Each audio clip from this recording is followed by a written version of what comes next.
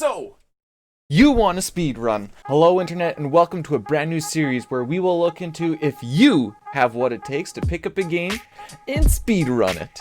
Think of it like a review series, but instead of reviewing the game itself, we look at the game, its different categories, and the good and bad things that can happen running that game. But you know, it feels wrong to start a series off with the game when really we should ask the question, so you want to speedrun. You feel you have what it takes to take the game to its limits. You really think you have the precision, the patience, the reactions, the skill to overcome anything that the game can throw at you.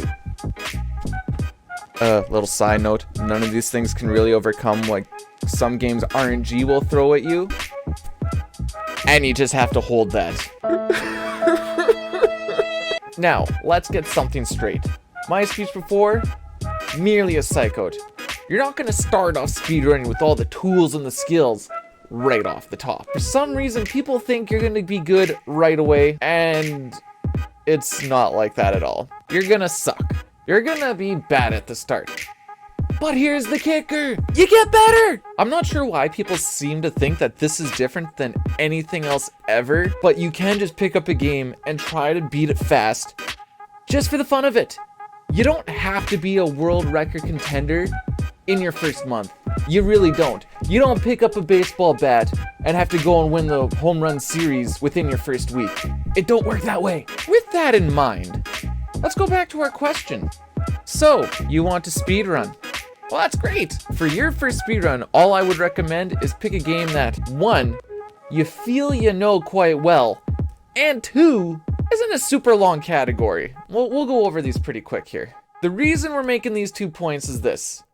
A game you feel you know really well will be easier to learn and have less of a learning curve. All right, so that's the curve right there. We're gonna flatten that. We're gonna not be like the States. We're gonna flatten the curve a little bit, all right? Yikes. We're also talking about the length of the category. I found having a long run for your first speedrun ever can be deteriorating and cause burnout pretty early on. Bobby, dude, didn't you say there were gonna be good and bads to this list? Yeah, I did say that, didn't I? Alright, so for me, I found speedrunning lets me enjoy games I've played over and over again in a brand new light. I've heard people say that they enjoy speedrunning because they can play their favorite game over and over in a more efficient manner. Now I notice I said pick a game you feel you know pretty well.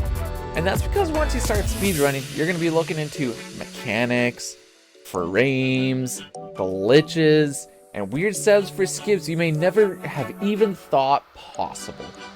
And more are always found out. I mean, Glitchless Ocarina of Time just found a way to skip Goron Tunic a couple weeks ago as of the making of this video.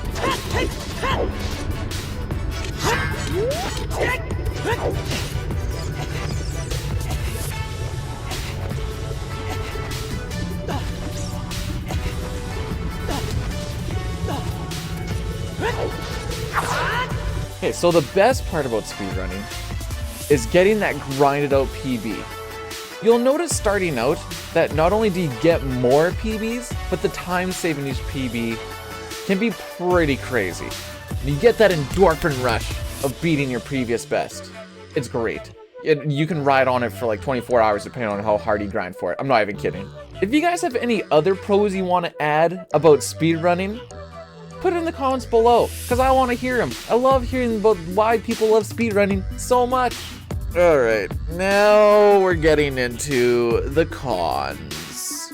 Have you ever been on the run of your life, and then you just go full stupid for not even a full second, and then your run's just dead? It's gone, that's it. Poof. Or have you had the game tell you, nope, and that was that? It'll happen. Trust me, you'll just, nope, it's gone. Run killers on great runs really do make you feel some sorts of way. Another side note, but also a point, don't be a forever reset Randy. Trust me on this. If you've been resetting over and over for an hour, regardless of how your run goes, just play it out, please. I've seen so many people freak out over a few lost seconds off the start, and I get it. You want to start off in the green and just try and carry that on throughout the run. But for your mental health, just run it through. Regardless of if it's gonna PB or not, just run it through. You would be surprised how much better you feel to finish a run. To just finish the run and not care about the time that much. And if you just do that for a little while, you'll find you actually get better at spots later on, so that when you actually are on that PB run, you can PB. There will be times when playing where you'll start to dislike the game. And that's fine. You've been putting a lot of yourself into the game, and you're trying to be as perfect as you can be where any small stakes really start to get to you. If you aren't enjoying the game, take a break. It's fine. You can take it. It's weird. Speedrunning, you can take a break from. Go and do whatever you want to do. Take a week, 2 weeks, a month. It doesn't matter. Whatever you need. It's not worth grinding out something that isn't fun. You can trust me. I've done it. Not worth it. Go do something else. Play cards. Sit on the couch and cry for a week. I don't know. Do what you want to do. Well, that's a little depressing. You want to make YouTube videos? Fine by me. You want to go and play some casual mobile games? Fine by me. Just make sure you're having fun doing it. This isn't a full-time... What if it is a full-time job? So those are a few things about speedrunning that I've learned. And honestly, aside from the game itself, the community is always great. It's not really a feeling of competition as much as camaraderie. The group is trying to beat the game the fastest way possible. So not even everyone in the community is actually runners. You're gonna have your runners. You're gonna have your glitch hunters. You even have your routers. They all work together to make this machine that's gonna try and beat this game the most efficiently. You even have your taskers. The taskers! The people that show you how inhumanly the game can be beaten. I love tasks. This is a little off cut. This is just an off tangent. I love tasks. They're amazing. Holy moly. So don't go in thinking that you're gonna be the best right off the hop. But go in thinking you want to improve and be the best you wanna be. Have fun with it. It's truly a great hobby, and who knows? Maybe one day you will have a world record. And then you can go, hey, look at me. I'm the fastest at X, Y, or Z. But as long as you're having fun, it's a great hobby. You really learn about yourself when you speedrun. That's what we're going on about here. You learn about how to push the buttons correctly, when to push the buttons, the backups. Have fun with it. It's truly a great hobby. After hearing this small little tangent, what do you guys think? Do you think, yes, I want to speedrun? Or are you thinking, no, it's still a little too scary for me and I can't do it? Remember what I said. You don't have to be the best. If you're gonna be 2 hours slower than the slowest, that's still fine.